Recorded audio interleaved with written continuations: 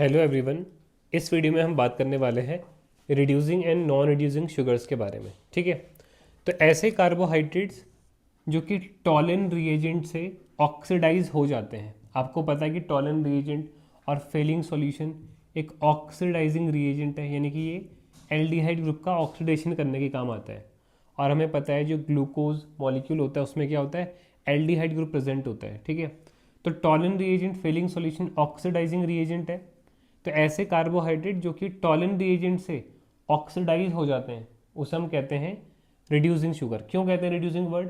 भाई अगर ये दोनों के बीच रिएक्शन हो रही है और टॉलिन रिएजेंट ऑक्सीडेशन कर रहा है तो पक्की बात है कि ये क्या कर रहा होगा, इसका फिर रिडक्शन कर रहा होगा। आपने पढ़ा होगा ना कि अगर एक सब्सटेंस ऑक्सीडेशन कर रहा है किसी रिएक्शन में तो पक्की बात है दूसरा क्या कर रहा होगा, रिडक्शन। तो अगर ऐसे कार्बोहाइड्रेट जो कि टॉलिन रिएजेंट से ऑक्सीडाइज हो जाते हैं इसलिए हम उनको कहते हैं रिड्यूसिंग शुगर, कि भाई ये रिड्यूस हो रहे हैं, रिड्यूसिंग शुगर कहते हैं। ठीक है, अब हम पहचानेंगे कैसे कौन से कार्बोहाइड्रेट रिड्यूसिंग होते हैं कौन से नॉन रिड्यूसिंग होते हैं। तो इसकी देखो एक स्ट्रक्चरल पहचान होती है। अगर कहीं पर भी ना हेमी एसिटल, हेमी एसिटल या फिर हेमी कीटल ग्रुप प्रेजेंट है, हेमी कीटल ग्रुप प्रेजेंट है, तो ऐसे कार्बोहाइड्रेट्स क्या हो जाते हैं, रिड्यूसिंग शुगर होते हैं और वो टॉलिन रिएजेंट से ऑक्सीडाइज हो जाते हैं। ये हेमी एसिटल क्या होता है? तो हेमी एसिटल देखो किसे कहते हैं, कार्बन है अगर कहीं पर और उस पर एक OH लगा हुआ है और एक OR ग्रुप लगा हुआ है। ठीक है, और इस कार्बन पे हाइड्रोजन लगी हुई है। ठीक है, तो ऐसा कहीं पर कोई ग्रुप आपको दिख रहा है कि ये कार्बन है, उस पर एक OR एक OH है और इस कार्बन पे हाइड्रोजन है, ऐसा ग्रुप कहीं दिख रहा है तो इसे कहा जाता है हेमी एसिटल ग्रुप।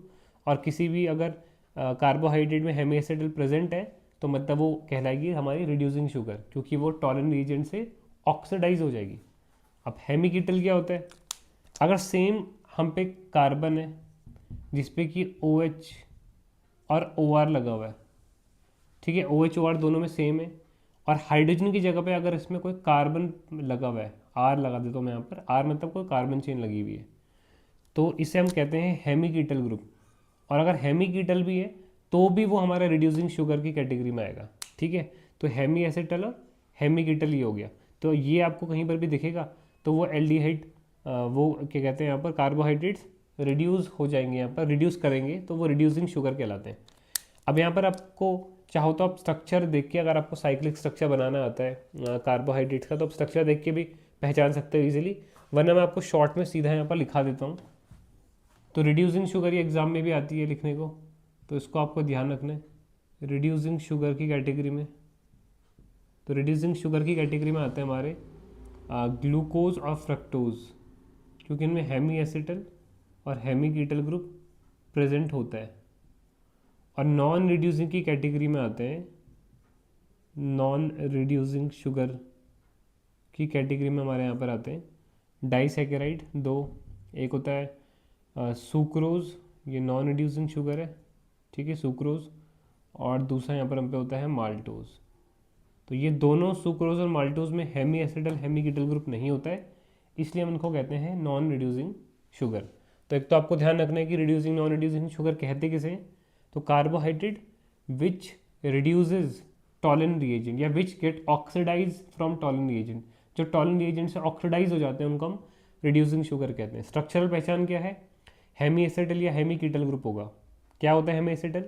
कार्बन जिसपे कि OH OR लगाओ और उस पर हाइड्रोजन लगाओ तो उसको हम हेमी एसिटल कहते हैं। और यही कार्बन जिस पे OH OR है, इस पर एक कार्बन है, हाइड्रोजन की जगह पे एक कार्बन है यहाँ पर, तो उसको हम हेमी कीटल कहते हैं। एग्जाम्पल भी ध्यान रखना, रिड्यूसिंग शुगर ग्लूकोज और फ्रक्टोज, और नॉन रिड्यूसिंग शुगर सुक्रोज और माल्टोज। Thank you.